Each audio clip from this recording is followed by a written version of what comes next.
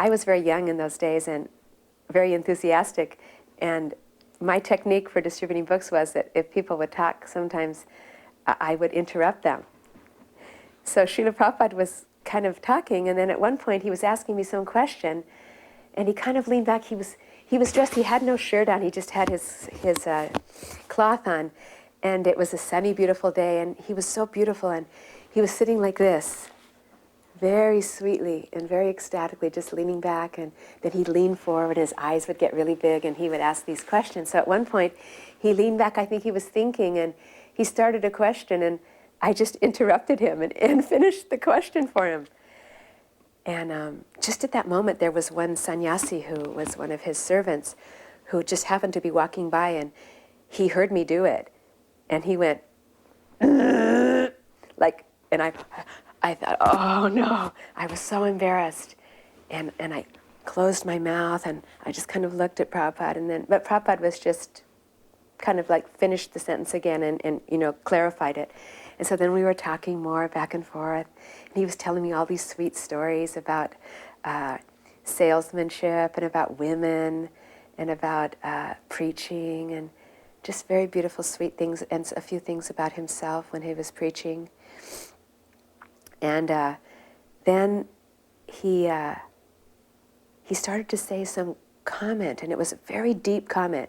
And he started, and he just hesitated for a second, and I just interrupted again. And this time I was really wrong, too. I interrupted, and I said something that wasn't what he wanted. So he kind of went, like, kind of shocked, because it wasn't what he was going to say. And then again, that sannyasi was somehow in the room, and he just went like, like, kind of like, and he was furious with me. And so I didn't know what to do. I felt so mortified, and I was so fallen, and I put my head down, and I kind of was like in the midst of like a mortified kind of head down and trying to make an obeisance and trying to figure out how I could get out of the room backwards because I thought my spiritual life was finished. And so I was kind of figuring out, but I couldn't figure out any decent way to get out of the room because it was quite a long ways, and I didn't know if I could see behind me. And it was very quiet, and there was no sound, not anything. And then I just felt something, and so I was down on the ground like this, and Prabhupada was sitting right on his desk, and I kind of peeked up, and I opened up one eye, and Srila Prabhupada had bent over like this on his elbows, and he had bent way over on his desk, and he was leaning forward practically right next to me, and he was just smiling very beautifully with so much love, and just looking at me with so much love. And I kind of didn't say anything, and then Prabhupada said to the servant who was also standing there, he said, "Just see, she is so enthusiastic." So that was a great, enormous delivery of mercy, which I shall never ever forget. The next time, actually, I had an association with Srila Prabhupada, and I have spoken about this before, and I hope I get all the facts right, but was when I got married. And this was in 1972, and I was a brahmacharini. I had been in the ashram for 10 months, though I had been in other ashrams, other temples, but that was the, and I was asked to get married, and I had 24 hours to make up my mind. And then 7 days later, I was getting married to Jayatirath, who was the temple president at that time. Srila Prabhupada invited us to come to his rooms after the wedding ceremony. And the wedding ceremony was in the garden of Dayananda and Nandarani.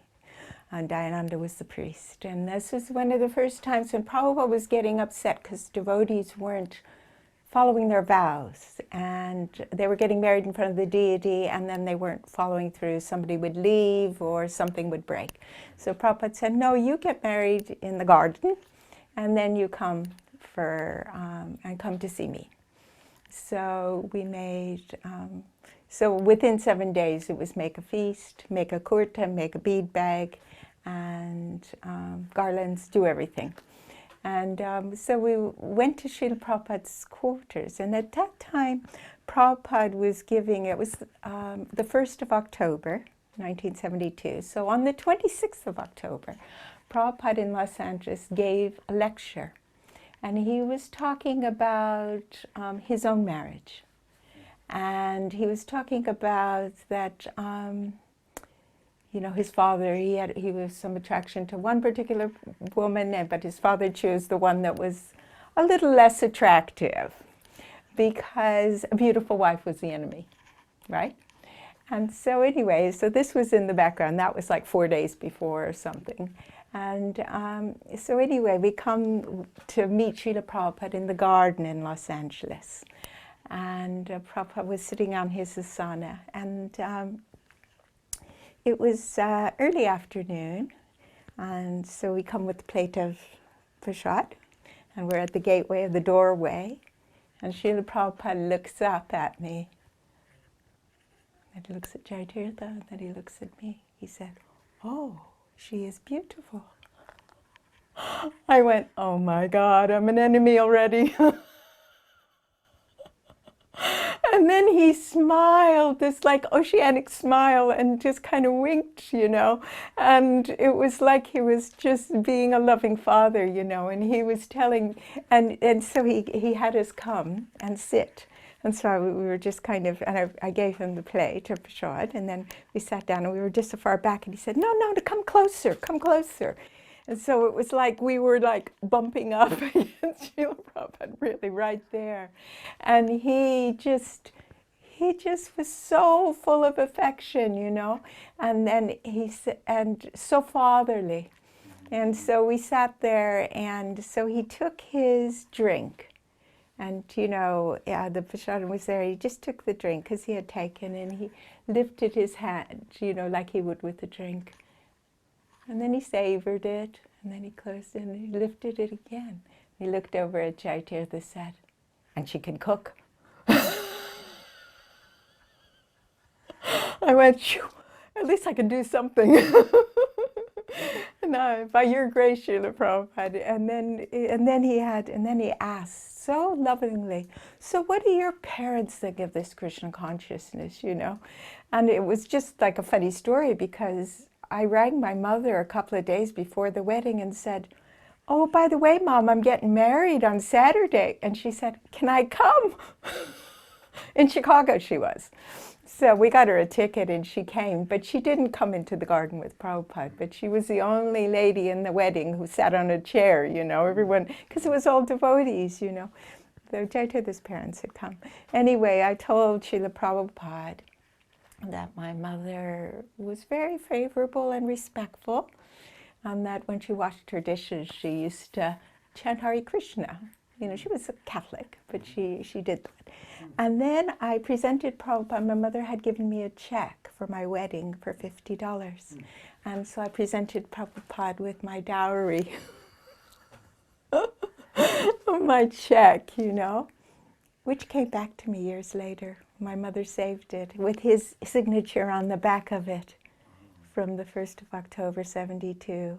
AC, paid to the account of A.C. Bhaktivedanta Swami. And it was really, really. So the qualities of Srila Prabhupada from that moment in time: loving father, humor, personal, and in a sense of humor, you know, really. And then he spoke to me because he knew that I only asked Jaitirtha, you know, I never spoke to him except for, you know, what color are the deities wearing tomorrow? I mean, we never had a conversation. And Prabhupada looked at me thinking, oh my God, you know, this is India, you know, because they get married without seeing. And he looked at me and he said, affection comes through service.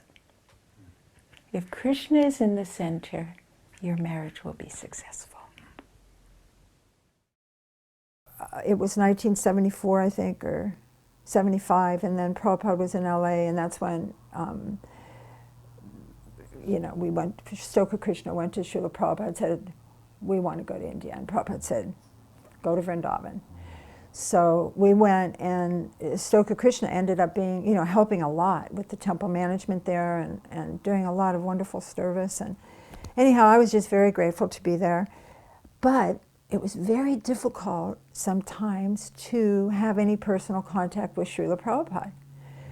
It was like there was it's by that time he had like his army around him or something of captains and generals and all that, So like and especially for me, because I was a mom. I had I had 2 little children, and so in India with 2 babies, it was pretty time. It's like I had to take care of things, and milk, even just to keep milk and all of those things. So, and I was used to doing a lot of service. I did Sankirtan, I did puppet shows, I did so many things in Los Angeles. So when I was there in Vrindavan, it was different. I was taking care of the babies, and you couldn't even go on the altar. You couldn't go in the kitchen. It was very different for me. But, like I said, I was so happy to be there, and I did parikrams and so many things that I had the time to do. And Srila Prabhupada was there, and like I say, I would go by his door, and I'd see there's just no way to get in there. You just forget it, And so I go to the temple room and stuff, and we did hear lectures every day, so that was awesome. And then there was this one evening, and I was walking from Sundar Arti, and I'm walking from the temple room up in Srila Prabhupada's quarters right there, and where the guest house was at that time, where now the restaurant is. So I was walking that way, and I look into Prabhupada's quarters, and there's nobody there, and Srila Prabhupada's there, but nobody at the door, nobody there. And I'm like, this is my chance. This is it, I'm very glad I'm like that, actually. But anyhow, I looked, and I went, oh my gosh, I'm going in there now. And so I went up, and I walked in the door, and there was only one brahmachari who was leaned up against the wall, and he was kind of covered in his chadar, and he was chanting japa. And I'm going, wow, this is so quiet. And Srila Prabhupada was just up there at his desk, and he was reading, and just there at his desk, he had his one leg up, and he was just sitting and reading and doing different things. And so I sat down in the middle of the room and just started chanting. There's a pre-story to this, because I was in Mayapur, and I just was rejected by one of the important people there. Some kind of confusion that I won't get into. But I felt rejected, okay, just so you know. And I felt like there's just no way I could ever please Srila Prabhupada, because I'm a woman and because I have children. And I really believed that at that time, that's how I was feeling, okay? And wherever any of that, okay, and we know the history of everything, so, So anyhow, so I was like, okay, I felt kind of hopeless. And there I was sitting there in the room with Srila Prabhupada, and I felt that feeling. And I thought, this is the time that I can talk with Prabhupada about that. Because I don't want him, because what I had heard is that this one devotee had told me that he told Prabhupada that I was lazy. And so I was really brokenhearted, that I would think that Prabhupada would think I was lazy. Not that I'm not lazy, because now I know I am. But then I didn't feel like I was lazy. And I was really angry and also felt hopeless, because there was just no way, that I was going to please Prabhupada or do anything right, at that point. So anyhow, Srila Prabhupada was there, and I went up to his desk. I had the courage. I mustered it up. And I said to Srila Prabhupada, I just folded my hands, and Prabhupada came up and smiled. And so I knew I could speak. And I said, Srila Prabhupada, and I got out a few words, and then I just started crying completely, like, whoa! I mean, it was deep crying, like I should have been in therapy or something, But Prabhupada sat there, and I was crying, Prabhupada, I'm a woman. There's no way I can please you. I'm a woman, and I have children, and they say I'm lazy now. And Srila Prabhupada, at that point, when he heard that, then I saw his arm go back, and he did this smile. It was like the universe or something. And when he did that, smile. I just, oh my gosh, how could he think that was a smile thing, because I was so sad. But that smile was like, he embraced me, with that smile. And then he said to me, he came close and he goes, "Are you reading my books?" That's what he said to me. "Are you reading my books?" And I was reading his books, because that's one thing that moms can do, okay? And when you're breastfeeding and everything, is you could read books, okay? So I was reading, I was all the way up to the book that he was finished with, and at that time it was probably like 7th canto, 6th canto or something, 5th canto, I don't even know. But it wasn't very much. But the thing was I read them. And so I said to Prabhupada, "Yes, Srila Prabhupada, I am reading your books." And he said, "Then you are pleasing me." Yeah. And I mean, you could imagine, and I just was so grateful, and I just felt so much love. That's why I say the unconditional love changed my life.